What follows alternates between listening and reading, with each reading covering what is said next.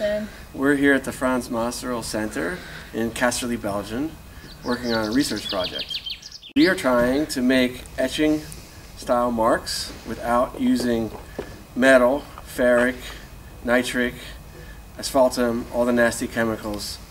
Also to develop a process that is compatible with Photoshop that you can draw on before and after you process the plate. So let's go into the center and we'll show you what we got. Last summer I was working with printing and I started to work with collagraphs and carborundum collagraphs, knowing that with like the carborundum collagraph you get that classic etching looking black. And I began to experiment with different ways to apply carborundum to the plate, and I realized when I was doing photolithos that I could take a photolitho plate, roll it up with litho ink, and the litho ink would act like a glue, and I could dust it with carborundum. After I realized I could do that, I also realized that I could use what are in the States called pronto plates, offset desktop publishing plates that you could run through a laser printer, and then you could roll them up with litho ink and also dust them with carborundum.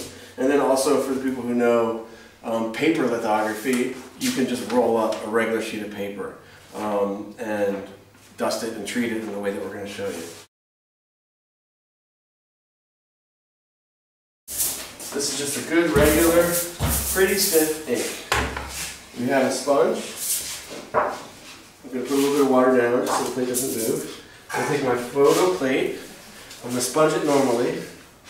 You don't have to put it on that thick. It's actually better if you don't put it on that thick because you don't want a whole lot of carborundum. So there is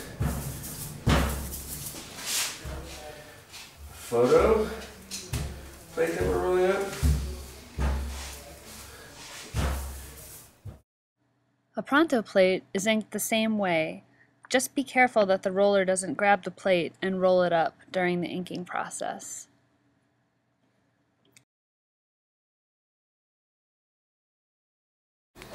Okay, so the next question is which carborundum grit will we use to coat the image?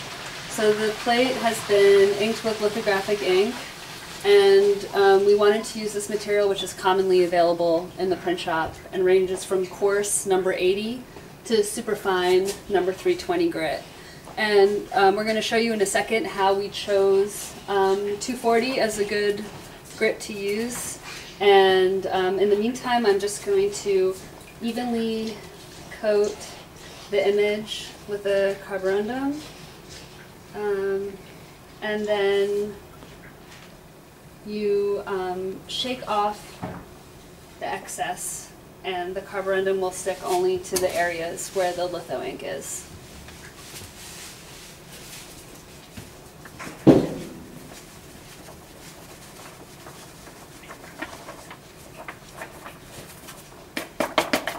So now we'll just put this in the sun to dry for a few hours and make sure it's thoroughly dry, and then we're good to go on to the next step.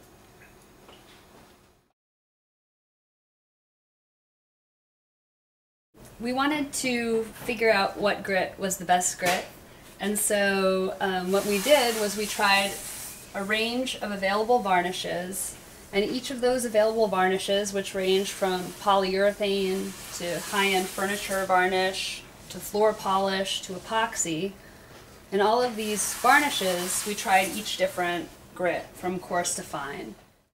What we found overall is that coarser grits would print as very dark blacks that looked like aquatint, whereas finer grits like 320 would give a lot of midtones but no darks. Somewhere in the middle, at 180 or 240 grit, we saw a good tonal range. We prefer the 240 grit because it's easier to wipe these plates. With different varnishes, we saw a number of different print effects, and also that the different varnishes varied a lot in their stability.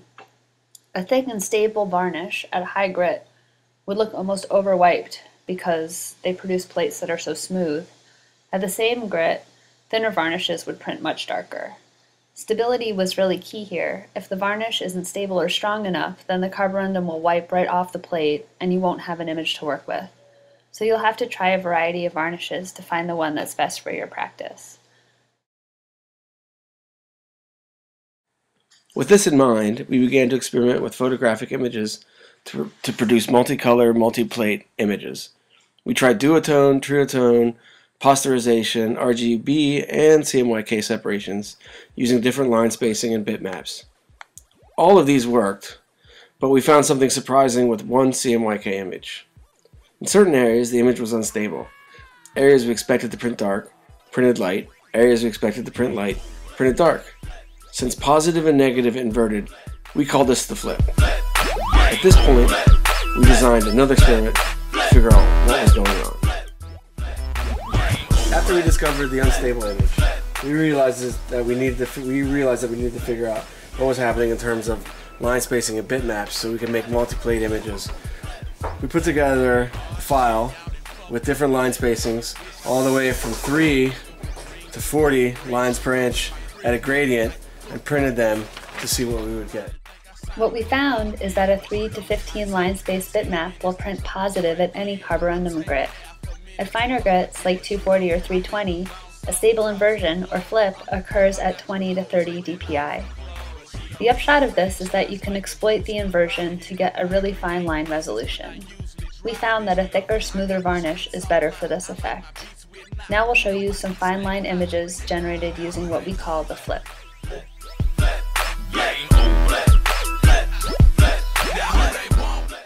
After we realized that we could get a stable inverted flip at a higher grit with a thicker varnish, we started to make multi-plate images that incorporated both the velvety aquatent quality of coarser grits along with the fine line engraving mark that is possible with the flip. It was pretty important to us to be able to manipulate the image after it came out of the printer and after it had left the digital process. Here we've gone back into a carborundum coated pronto plate with a scraper, burnisher, and scribe. You could also add more carborundum using a slurry of carborundum and varnish, or just mask out areas by selectively adding varnish. In this instance, we've removed information from a photolitho plate before starting the coating process. Out here in the hot sun, making sure that our plates get really dry, that the ink gets really dry and the carborundum really gets on them before we varnish them. Now varnishes are very important. Traditionally, the normal way to do collagraphs, a lot of people have used matte medium, which will also work, but we experimented with some varnishes, some acrylic varnishes, but also with some polyurethanes. All of them will work, but some are more specific. Like, the thing that you don't want to have is a brush with a lot of carborundum in it that'll make a lot of brush strokes, so maybe a spray is better. But we also found that there are two general kinds of varnishes. One's like a thicker one and one's a thinner one. A thinner varnish is maybe better for some like nice juicy dark blacks, but the thicker varnish sits up on itself and will make larger, smoother areas, and it'll wipe more like an etching. Before you start, use a soft brush to gently remove any loose carborundum, and whatever varnish you use, apply it smoothly and evenly, because any brush strokes will show up in your final print.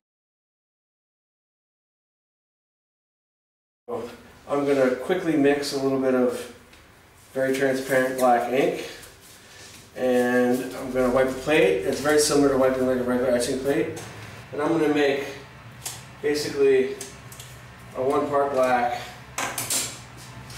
to 3 part or even 4 part transparency.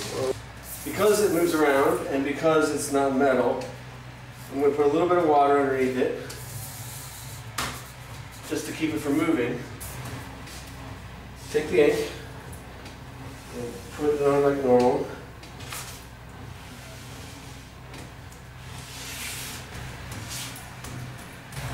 This takes a little while. So the image is actually pretty stable if you got a good varnish on it. We were able to run 20 images with very little degradation of the image.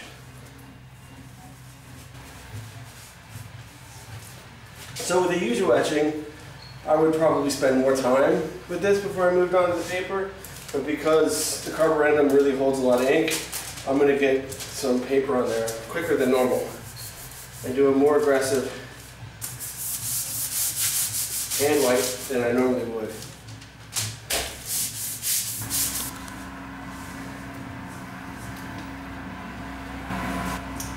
So now it's ready to print.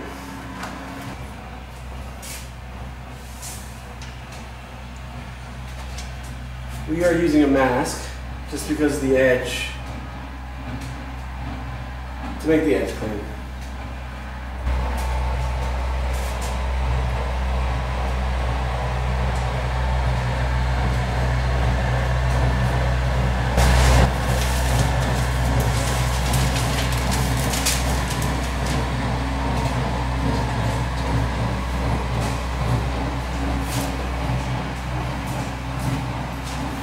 We're going to run it through the press. Like this. Down.